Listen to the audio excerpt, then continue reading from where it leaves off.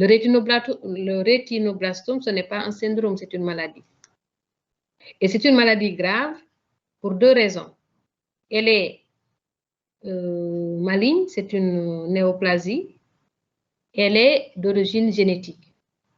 Donc, doublement, et elle survient très tôt dans la vie, avec un risque potentiel, risque fonctionnel et risque vital. Voyez un peu? Donc, pour toutes ces raisons, quand vous avez un symptôme qui fait partie de l'arsenal diagnostique de cette entité néphroblastome, il faut absolument penser au néphroblastome, l'évoquer, quitte à l'éliminer très rapidement.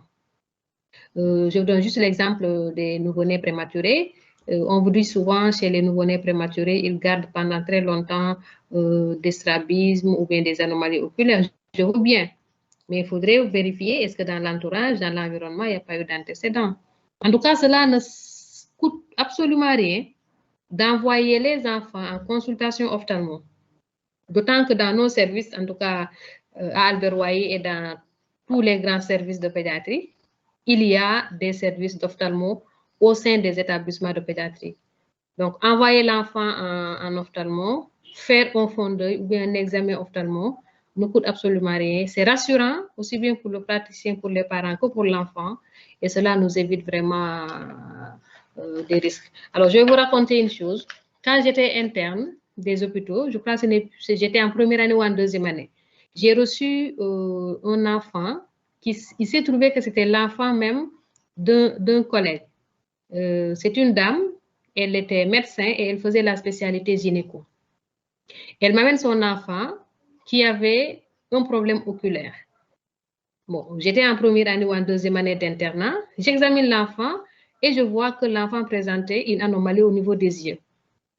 Et sur le commentaire, puisque moi j'ai l'habitude toujours de noter ce que je vois sur une petite fiche verte, et c'est ça l'avantage de noter ce qu'on voit, j'ai mis sur la fiche verte, je ne sais pas qu'est-ce que j'avais mis, coloration blanchâtre ou bien, en tout cas j'ai décrit ce que j'ai trouvé à l'examen.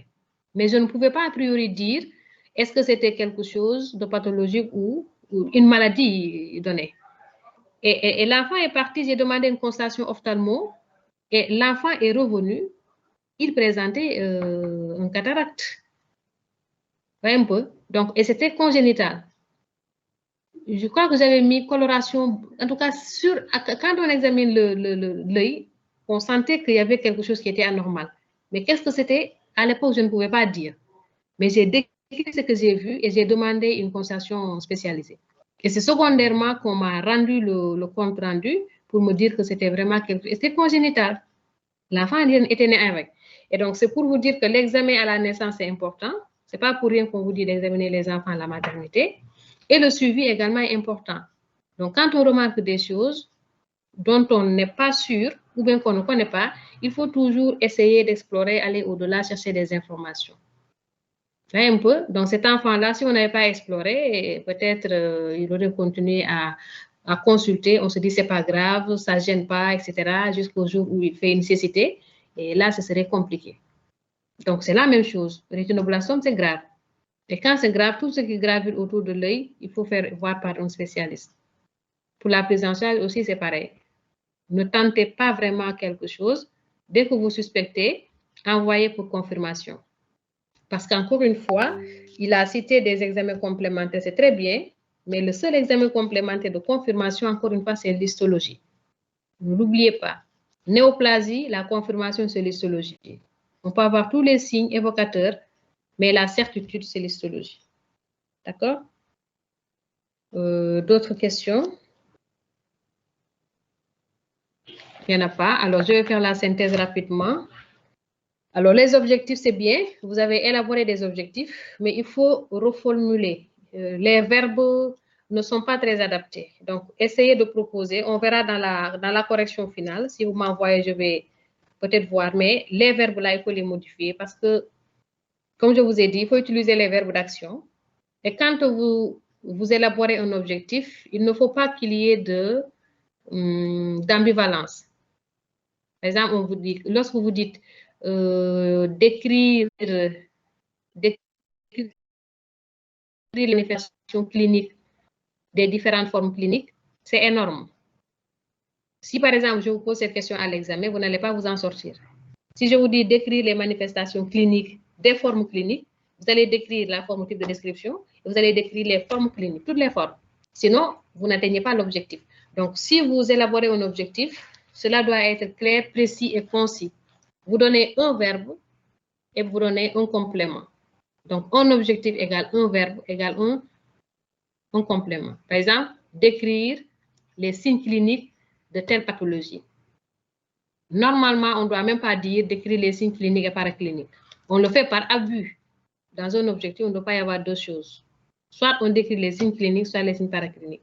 Mais étant donné que nous, on est des cliniciens, on peut accepter de décrire les signes cliniques et paracliniques. Parce que sans les signes paracliniques, on n'est pas bien. Il faut avoir les signes cliniques et paracliniques pour avoir l'orientation.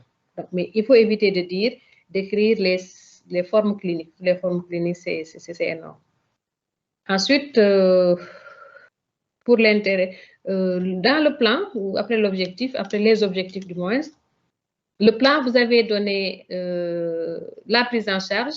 Ensuite, vous avez parlé de prévention. La prévention, c'est un moyen également de prise en charge. D'accord? Donc, vous mettez la prévention dans la prise en charge. Et dans ce cas, vous dites la prise en charge curative, la prise en charge préventive. Si ce n'est pas curable, vous dites la prise en charge symptomatique ou bien la prise en charge spécifique et la prise en charge préventive. Bon, ça, j'ai dit, il faut éviter de dire hyper spécialisé. Il faut dire juste prise en charge spécialisée et insister sur la multidisciplinarité. Vous l'avez fait. À la fin, vous avez projeté un schéma, un algorithme où vous avez mis le patient au centre et toutes les spécialités qui gravitent autour. C'est très bien, mais il faut ajouter l'éducation thérapeutique. Je vous ai dit, quand vous parlez de pathologie chronique, il faut vraiment l'intégrer définitivement. Pathologie tumorale, pathologie inflammatoire chronique, pathologie génétique, tout ce qui est chronique, qui nécessite un suivi avec des rendez-vous réguliers, il faut ajouter l'éducation thérapeutique comme moyen thérapeutique. C'est hyper important et c'est ce qui facilite d'ailleurs l'observance du traitement, ce qui facilite également l'atteinte des objectifs du traitement, ce qui évite les complications, etc., etc. C'est important. L'anatomie de l'œil et la physio, c'est bien. Je ne sais pas si vous avez projeté l'anatomie de l'œil, non? Vous avez décrit simplement. Si vous avez un schéma, ce serait pas mal. Vous cherchez un schéma quelque part et puis vous l'ajoutez. C'est une tumeur génétiquement déterminée, il faut le dire également dans l'introduction. Donc, il y a vraiment une particularité par rapport aux autres cancers.